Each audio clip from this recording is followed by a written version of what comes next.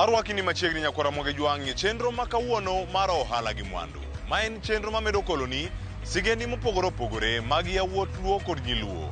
Kaka gichako ohala kendo gitayo gi yo makare. Machiegni nyinga Cleophas Oluoch. Kawachako sigendi wanyakora Ramogi jwang'e odiochieng' makawuono mago ohala gi mwandu. Wadarango siganda Patrick Obayi, yoganda mathoth ong'e kokalo e mbui mopogore opogore gi nyinge mamoko kaka Mama Koth e kin moko. To bende ing'eni noweyo tij andika kodhi chako tije owuon.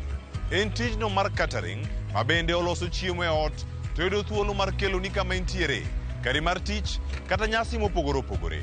En nang'o gini mane odhire momiyo chako timo ohala machalo kama? Wawinjane sigand Patrick Obayi odiochieng' makawuono.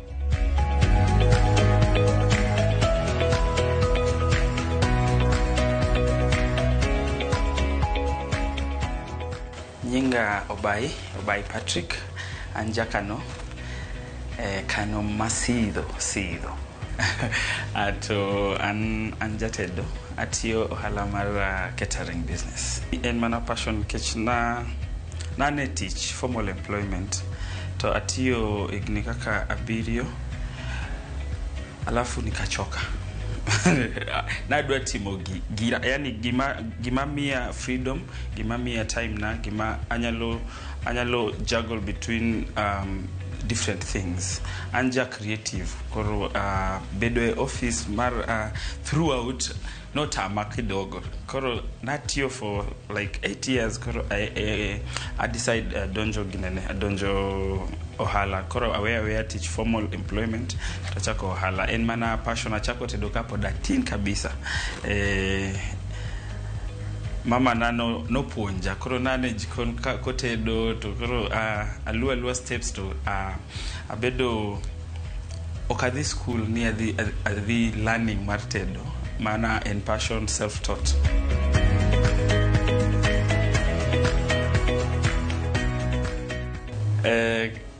Naweyo tich ka COVID poko hit. Mano 2019 May. Dwe mar abich 2019 ma decide ni adwa timo gira. To aware tich adonje ohala mana catering. To no tiyo maber kabisa nikech events ne ng'eny, arus gini, events ne ng'eny kabisa that time. Koro gimana timo aware teach tadonjo tabedo busy kata model kata kaka nane office.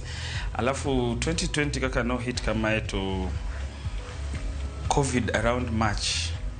Koro wadonge ot na onge gima timo. To I decide, you know what, social media is a tool mananyalo tumia gine push my business. And achako o pizza that time, achako uzoneji pizza. Koro atimo pizza, aloso pizza yot, atero neji odgi kuma ginene kuma gidak. Koro business no boom ainya. Alafu I thought about doing something different like kununua mboga za kienyeji. You know, so kaka nachako gi packaging mboga kienyeji tausoneji to no pick ahinya that time, and I was like, this is what I'm going to do. Koro oka need space maduong manyalo tiyogo ni nyaka bed gi hotel gi space maduong. I decide mana botimo e ot nikech oda to tin to an mana kenda. Koro awacho ni adhi mbele gi ohala no to kana kaka no COVID orumo awacho ni aonge unless I get a bigger contract where I have space anyalo dhi iyo kanyo, lakini sani ng'eyo licenses ng'eny ango gik moko mang'eny makata an small business okanyal gine sustain. But I decide mana about timo yot to I atumia my social media accounts to market myself.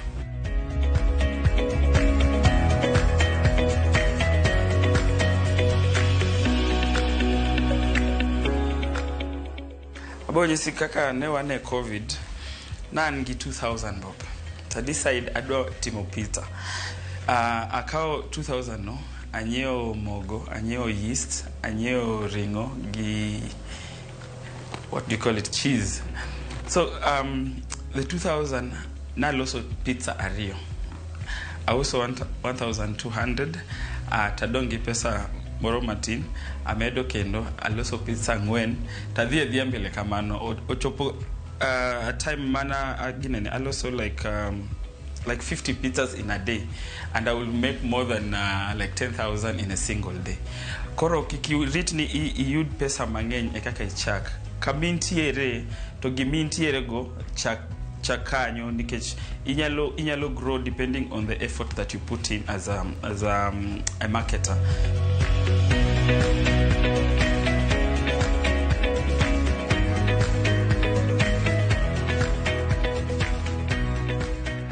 Capital to ang'eyo ni kidwa business maduong' nyaka ibed gi capital, lakini nyaka ichak gi kamoro kumintiere kuma capacity ni nyalo tingi, nikech kine ot to idwa chako ohala moro mar, let's say, car wash in an estate. Start by washing a car, just your neighbor's car, 1, 2, 3, and then you grow as you gather your capital. Inakuja iki-expand. Inyeo machine achiel ikete ot, inyeo ginene soaps ikete ot. Ichako mana matin, chak kamintiere, kikiritni iyud pesa mang'eny. Advice mara anyalo miyo jima dwa donjo ohala mar tedo ni. Ichako mana gi friends, neighbors. An nachako gi colleagues in a office. Kaka kamana antiere, natedo mana lunch na tatingo e office. To ji test to ji inyalo loso na mae ki kadogo ot taloso mano tatero gidene e office. Koro word goes round. Koro capital ni gimintiere go kamoro kanyakla achiel ichoko gi kanyakla achiel alafu ichako business. Kikirit ni iyud capital moro. Capital is just within you, especially your brain. That is the capital you need most. The rest will just come slowly.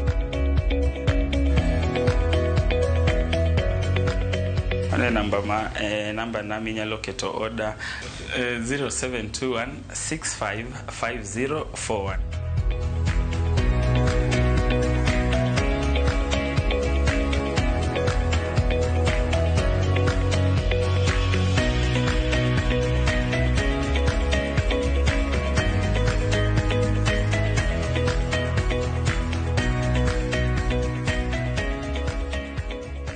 Winjo sigand Patrick Obayi nyakwara Ramogi kata mina koth kaka nyalo luonge kaka isiwinjo kanyo bende sigande en thuolo machielo mwada-menyo ohala machielo ma en ohala mar uso rech. Kae waromo kod Brenda Nanjala ma en wuon Yanko Fish Supplies. Entiere Nairobi e kar dak ma Umoja Inako, kendo miyowa sigande kaka nochako gigo madhire mondo mi otimo ohala ni pile ka pile.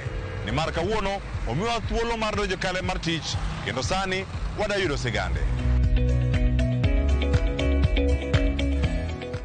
Anyinge ilonga ni Brenda Nanjala, atimo ohala mar rech to an kae Umoja Estate Nairobi. Mae ohanda mokwongo manachako before nondika itich to koro aneno ni adwaro timo creating wealth.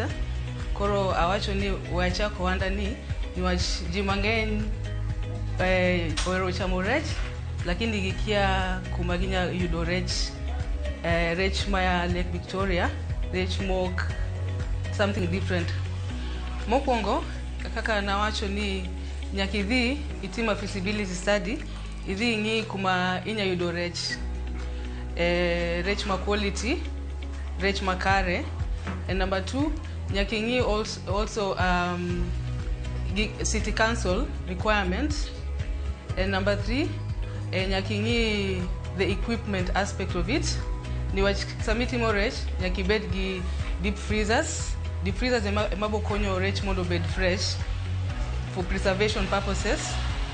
And nyaka ing'i also the locality, the location. Kami ibo keto biashandi mondo biashandi otim maber.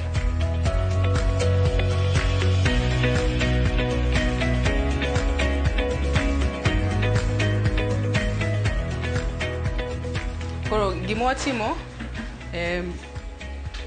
ka receive fish watimo physical counting one by one mondo wane how many we got in a particular batch. Then after that sama uso one book, one diko rech mawauso per day on a daily basis, and after that we waketobe expenses on a daily basis, expenses mawainka on a daily basis. Then at the end of the day, inya wachoni whatever you got versus what you've sold and what you're incurring also as your expense. Koro mano it helps us to keep a proper record. Yeah. Anya wachoni background na is an hospitality background. Koro I understand maber food safety aspect of it and the hygiene aspect of it. Also, I understand very well. I would say, jimangeng biro kae, samagi biro to gine know the environment ma wamiogi, giwachoni our setup ber and lerbe wamiogi maber, koro kagi biro to gi, they feel happy. Gidwa mani wasafi.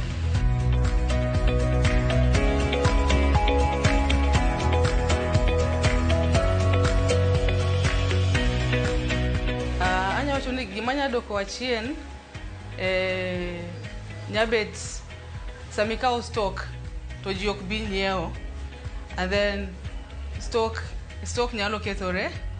Koro gimwatimo wan kaka yanko watemo as much as possible to advertise so that our stock okmoki kae. Anya wachuni kidwa chako ohala mora make sure ni ingi savings enough. Number one, savings manya kushoni for about 6 months and going, at least 6 months. And number two, nyaki team also due diligence nyo this location midwaro kete business nyaka obed a place where inya yudo clients nya biro, and then nyaki bed ngama proactive all the time. Like I said, social media handles, nyaki team marketing a lot, and also lastly in kaka ngat madwa chako ohala nyaki bede ohandi kikiwene ji mondo be in the initial stages, bede ohandi inge kaka ohala timo so that as you grow ibongeo.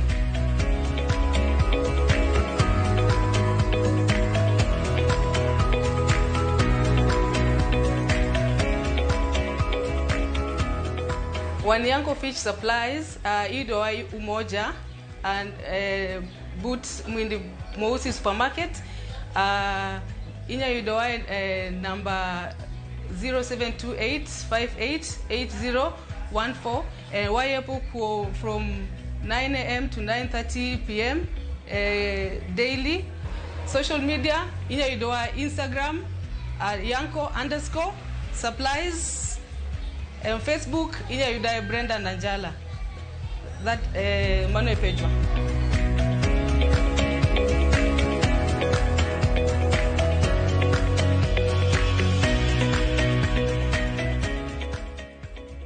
Bangwi josigeni mamiwa siso marchako kendo tayo ohala yo makare mondo mwayud mwandu. En kinde moraka uyewa mokwongo nyakwara mugejwange chenro mar ohala gi mwandu. Ka aduogo kae kod ja ohala mar juma. Kik idhi mabor.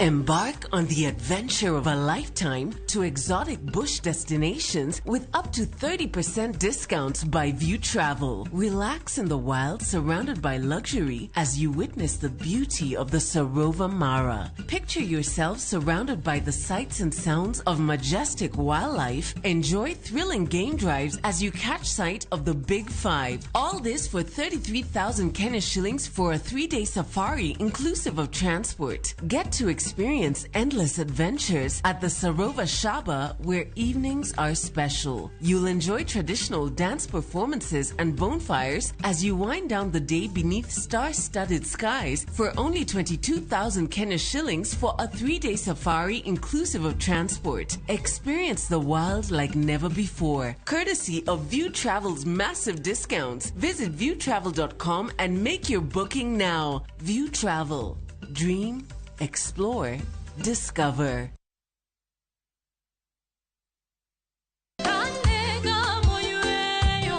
Fweny ngima maber e wach Nyasaye kanyakla gi wende majiwo chuny ahinya.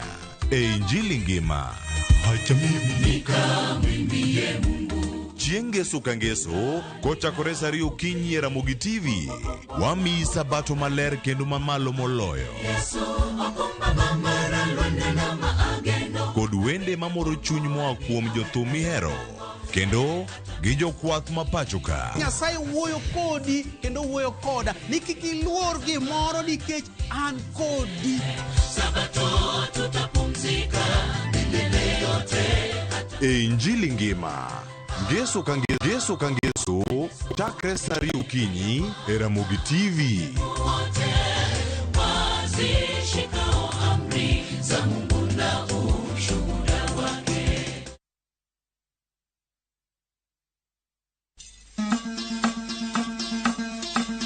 Wuoth e chuny kit ngima. Puonj kod timbe. Kane iyiero ng'ato ni bedo ruoth, to nyaka nobed ng'ama kawuono iluongo gi kisungu ni tall, dark and handsome. Wakelonu sigendni mane ok wache wi anyuola mopogore opogore. Chakre nam nyaka e alwora ma ji odakie. Chik ochano ni ng'ama dhodho nyathi Ne kaka timbe machon ne okalo e tieng' ka tieng' kendo kaka ne gin kido mabeyo ahinya. Wamielu bul, wawero wende wa moko mag oganda, kendo wawero wende wa moko mag paro. Wamiyo giwa luor kendo wanono adiera mamiyo waduto wabedo kanyachiel. desreuru mondo ubed jok makare. Mana dia. 111 Ngeso ka Ngeso, saa 1:45 otieno.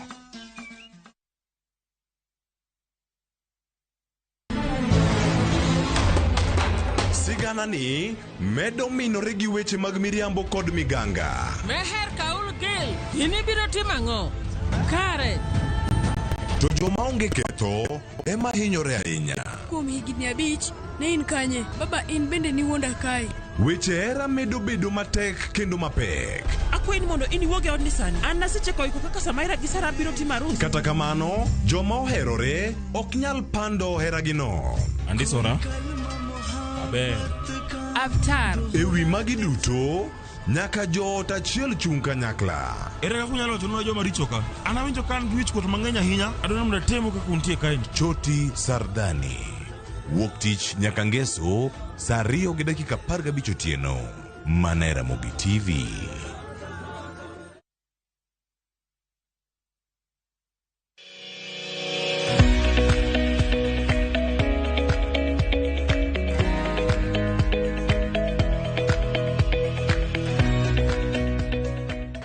Arwaki kendo nyako Ramogi jwange chenro mar Ohala gi Mwandu. Kenen mor mara ni podi kete kar kae chenro ni arino wachaki nyaka sani. E kar dak ma woodley nyako Ramogi jwange kaunti ma Nairobi, waromo gi jal ma osetimo ohala mano mar loso nyamburko, duso nyamburko. Kibete kom tiwinjo mamit, ka iriembo kimako steering tiwinjo mamit.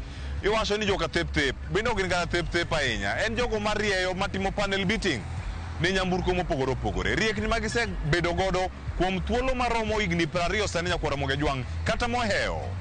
Ma en sigand Willis Odembe, ma en jal matiyo kacha Woodley Motors mayudore Nairobi.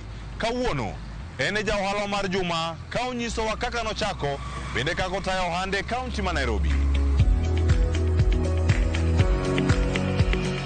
Aniluonga ni Willis Odembe, an uda sembo kakia. Ka indina wachako gimoro late 98 December nyaka sani. An tija manasomo ne en mar upholstery, iluongo ni cushioning. mar interior mar gari nyaka mag ot.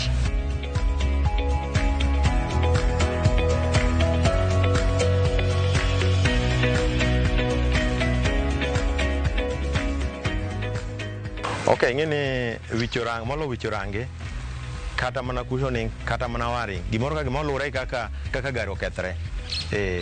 To gari okethre no emane mabro determine bei mibro goyo. Kech ngato nyalo goni simo ni gacha ni gidend kama kata koma ni gima problem kama kata wiring tacha ok nen. To seche moko gari ma taya no en xenon. To ntiere nam xenon be. Koro en ko biro kisegone bei kodwo ibiro tiyudo kata ni en xenon. Kata rangi kiyudo ni simo ken pal. Seche moko yuro ka en base coat, seche moko en ordinary. Ineno endo ko bing'eyo obonyisa ni en moro marachar ma leny ineno to moro marachar ma leny seche moko oleny to seche moko moro nitie kala mono nyisa ni en oloko kido mani ng'eni koro pal koro iseng'ang'en mano pal to koro mage gik ma ema determine nengo nengo kwa nyal chajo ikelo no gari to aneno wadhi kuma intiere no.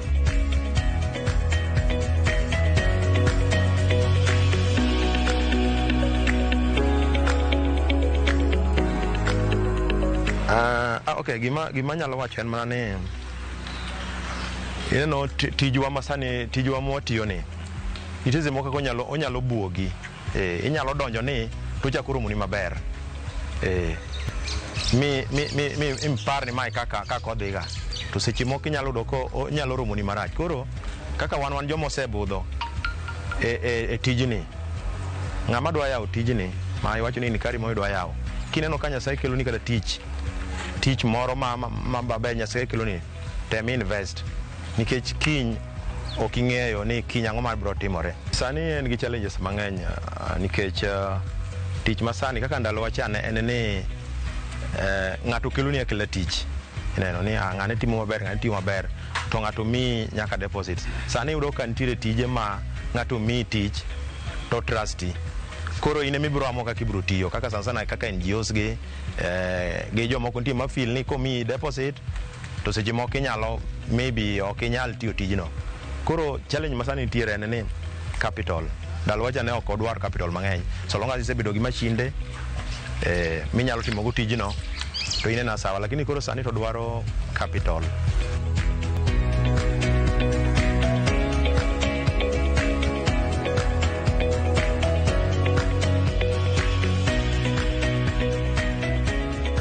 An iluonga ni Martin Ogoma, nyinga mong'ere ahinya en Amin Magwoda Koko. An jalego Usonga Sumba. Joluo nowacho ni riwruok e teko.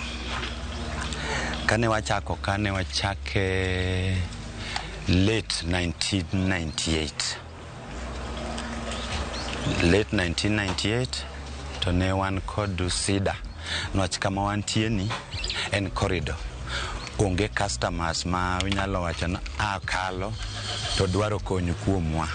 Gima ne wadhi warango mokwongo kaka wan jok manene kapok ne wayaw kane wani kambi ne wakelo teknolojia mag companies mane watiye ka wakelo ijua kali. Garage ni e garage mokwongo kelo gimiluongo ni buffing. Wakati no ne nyiewo masin ne tek. Masin ni nyalo mana yudo 1150. By that time 98-99 ne pesa no onge. Koro ne watiyo gi system miluongo ni hand glazing. One mwakwongo introduce hand glazing within a rubim as a whole. Aya kwa kelo machine miluongo ni buffing machine. Kwa aimano one mwakwongo ngiso ji ni gari nyalo rieyo gi sandpaper. Koro wero urugu filing. Nwach ne file blade nengo ne tek. Sani mane gima kori tumo awach ne Kenya as a whole. Ohala ma ng'ato nyalo chako kende mafaulu onge. Nyaki dwar nyawadu mu nyalo thenre godo. Mu medre go paro. Yako ohala masani nya wuotho. Mana kaka apimo ni kane wariwore to ne wabedo go para achiel. emomiyo ohandwa no dhi mbele nyaka sani.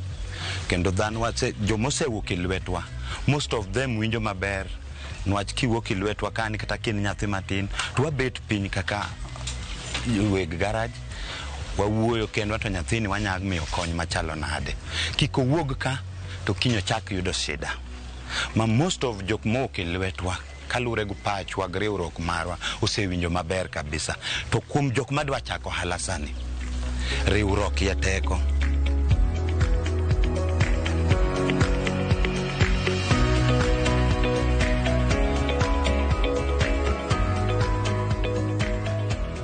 Namba nato en 0722 86 81 53 0722 86 8153 Willis Uchengo Dembe.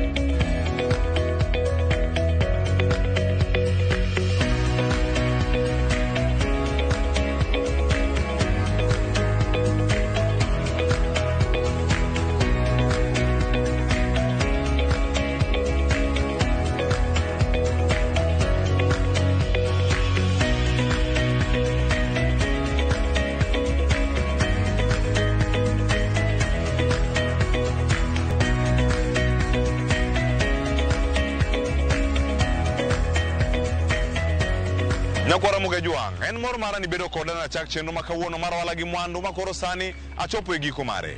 Adani tuli koda kendo juma manyien wawinj sigeni mamoko mag oganda Luo kaka wanyalo chako ohala kendo tayo gi e yo makare. Masani mwawinjo gin rwedhi kaachiel koda ka thuondi mag Luo e weche mag ohala, e weche mag loso mwandu. Tudi koda kendo juma manyien Nakwara muge juang. Mane Ramogi TV kar kae itimo ohala machielo inyalo kono wako kala SMS line wa maina ria deka uchiel nono kata mbui mago mag Ramogi TV mondi konwa kito ohala ma itimo gi kaka itae e yo makare. Nataye chenro makawuono nyinga Cleophas Olwoch oriti masani.